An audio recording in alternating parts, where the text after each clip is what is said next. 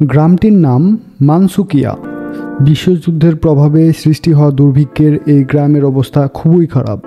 এক মুঠো অন্নের সন্ধানে পুরুষরা যেমন গ্রাম ছেড়ে চলে গিয়েছিল, তেমনি নারীরাও চলে গিয়েছিল শহরে। নারীদের অসহায়ত্ব কাজে লাগিয়ে গ্রামের খারাপ কিছু লোক কিছু কিছু নারীকে মিথ্যা আশ্বাস দিয়ে চালান করে দিয়েছিল শহরের পতিতালয়ে। এখন গ্রামের অবস্থা কিছুটা ভালো হওয়ার কিছু কিছু নারী সাহস করে গ্রামে ফিরে আসছে। আবার কিছু কিছু নারী লজ্জা এবং ভয়ে শহরের পতিতা জীবনে জোর করে অভ্যস্ত হবার চেষ্টা করছে। কেউ কেউ অভ্যস্ত হয়েও গিয়েছে, তাদের আর স্বাভাবিক জীবন ভালো লাগে না। রামপদ গরিব মানুষ। সে দুর্ভিক্ষে বাড়ি থেকে কোথায় চলে গিয়েছিল। তার স্ত্রী মুক্তা 7 মাসের ছেলে সন্তানটিকে নিয়ে পড়েছিল বেশ ঝামেলায়। ঘরে খাবার নেই, টাকাও নেই, কেউ এসে তাদের খোঁজও নিচ্ছে না। দাসমশাইয়ের খারাপ দৃষ্টি পড়েছিল মুক্তার উপর। মুক্তা দাসমশাইকে খুশি করলে কিছু খাবার টাবার পেত। মুক্তা তখন রাজি হয়নি।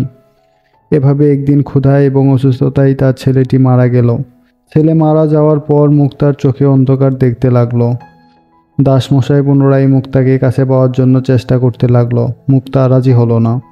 এক রাতে দুজন পুরুষ আসলো মুক্তার ঘরে। মুক্তা তাদেরকে কামড়ে দিয়ে কোনো রকম পালিয়ে বাঁচল। পালিয়ে সে চলে এলো শহরে। শহরে এসে সে কি করবে কিছু চিনে না, জানে না। তারপর এক মুঠো খাবারের জন্য, নিজের বেঁচে থাকার জন্য সে বাধ্য হয়ে শরীর বিক্রি করা শুরু করলো। শুধু মুক্তাই নয়, এই গ্রামের আরও অনেক মেয়ের একই দশা। কি করবে তারা এখন? তাদের কি করার ছিল তখন? আজ মুক্তা ফিরে আসছে। শহরের দুজন নারী মুক্তাকে নিয়ে আসছে, রামপদর কাছে ফিরিয়ে দিবে। তবে গ্রামে থাকা যে এখন তাদের সহজ হবে না, সেটাও তারা বুঝতে পেরেছে।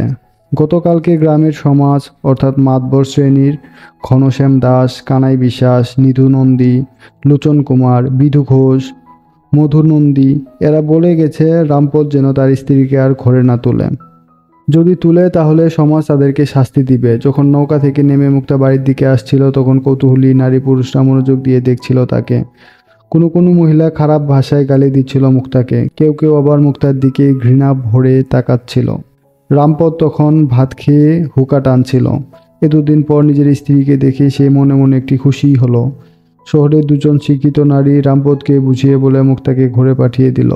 রামপদ তার স্ত্রীর জন্য রান্না করে রেখেছে। মুক্তা তাই খেতে লাগলো এবং কিভাবে এত কিছু হলো সেই কথা বলতে লাগলো।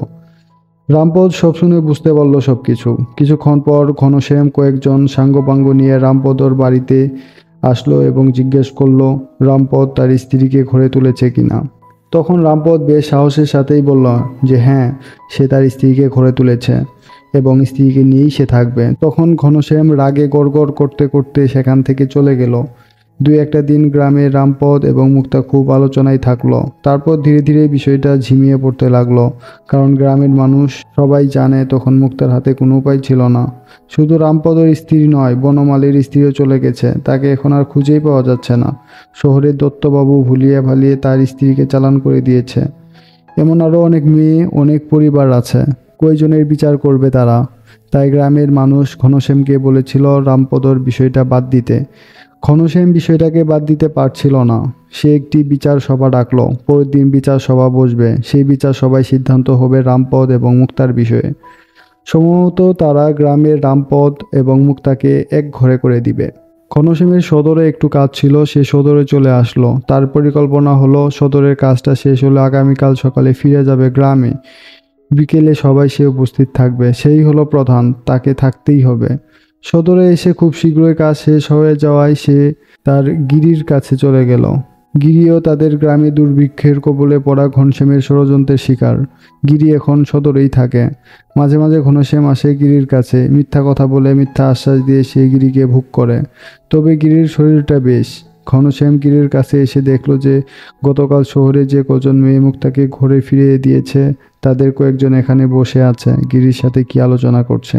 ওদেরকে দেখে পালাতে গেলে গিরি ঘনশ্যামকে ধরে ফেলে। তারপর এতদিন যে ঘনশ্যাম গিরির কাছে তার পরিবার সম্পর্কে, গ্রামের অবস্থা সম্পর্কে মিথ্যা কথা বলে এসেছে, সেই কথা বলতে থাকে। গিরি সেসব শহরের মেয়েদের থেকে জেনেছে যে এই ঘনশ্যামই গিরির এমন অবস্থার জন্য দায়ী। দুর্ভিক্ষের মেয়েকে হারিয়ে গিরির মা প্রায় পাগল হয়ে গিয়েছে। গিরির বাবাকে এই ঘনশ্যাম মিথ্যা বলে কোথায় যেন পাঠিয়ে দিয়েছে। সব প্রকাশ হয়ে যাওয়ায় ঘনশ্যাম লজ্জা পেতে থাকে। গিরির সাথে উচ্চ বাক্যে কিছু বলার সাহস পায় না। রাতে গিরি ঘনশ্যামকে কৌশলে ব্ল্যাকমেল করতে থাকে যে যদি ঘনশ্যাম কালকে বিচার সভায় রামপদ এবং মুক্তার বিচার করে তাহলে গিরি সকলকে সবকিছু বলে দিবে ঘনশ্যামের ব্যাপারে, এবং বিচার কার্য সচক্ষে দেখার জন্য গিরিও আগামীকাল বিচার সভায় উপস্থিত থাকবে। যথাসময়ে বিচার সভা শুরু হয়, তবে মানুষ অনেক কম এসেছে। এক পাশে রামপদ এবং অন্য পাশে মুক্তা বসে আছে। মাতব্বররা বসেছে ঘরের বারান্দায়। ঘনশ্যাম কেমন চিন্তিত ভঙ্গিমায় মাতব্বরের মাঝখানে চুপ করে বসে আছে। একজন মাতব্বর কথা বলা শুরু করলে বনমালী উচ্চ সুরে বলে, কিসের বিচার, কার বিচার? রামপদর বউ কোনো দোষ করেনি। মোটামুটি সকল সাধারণ লোকই মুখে কিছু না বললেও মনে মনে বনমালীর কথাটাকে সমর্থন দেয়। বনমালী আবার বলে, যে দোষই করেনি তার বিচার হবে কেন? এটাই ঠিক কথা। তারপর অনেকেরই বলে, হ্যাঁ, তখন গ্রামে যে দুর্ভিক্ষ পড়েছিল তাতে বেঁচে থাকার জন্য রামপদর বউ শহরে গিয়েছিল খেটে খেতে, এটা তো অন্যায় হতে পারে না। তখন পিছন থেকে গিরিও বলে যে সে আর রামপদর স্ত্রী একসাথে এক বাড়িতে ঝিয়ের কাজ করেছে। সকলেই জানে যে গিরির কথাটা মিথ্যা, কিন্তু কিছু বলে না তারা। এভাবেই বেশ কিছুক্ষণ হইচই হয়ে সবাই ভেঙে যায়। মাতবর দলও কিছু না বলে মাথা নিচু করে যার যার বাড়ি চলে যায়। রাতে গিরির বাড়ির পাশের বেলতলায় ঘনশ্যামের সাথে গিরির সাক্ষাৎ হয়। ঘনশ্যাম গিরিকে বলে সদরে চলে যেতে, কারণ এই গ্রামে গিরির মন টিকবে না। এরপর কিছুক্ষণ কথা বলে ঘনশ্যাম চলে যায়। গিরি ঘরে এসে মায়ের পাশে শুয়ে থাকে, কিন্তু গিরির মা গিরিকে চিনতে পারে না। গল্পটি আজকাল পরশুর গল্প 1946 সালের গ্রন্থ থেকে নেওয়া হয়েছে। এখানে চরিত্র হিসেবে দেখতে পাই রামপদ, মুক্তা, অন্যদিকে রয়েছে ঘনশ্যাম, সে হচ্ছে একজন মাতবর, আর একদিকে রয়েছে গিরি, মধু কামারের স্ত্রী, শহরের পতিতা, আর ঘনশ্যামের রক্ষিতা হিসেবে পরিচিত ছিল গিরি, আর অন্যদিকে রয়েছে বনমালী।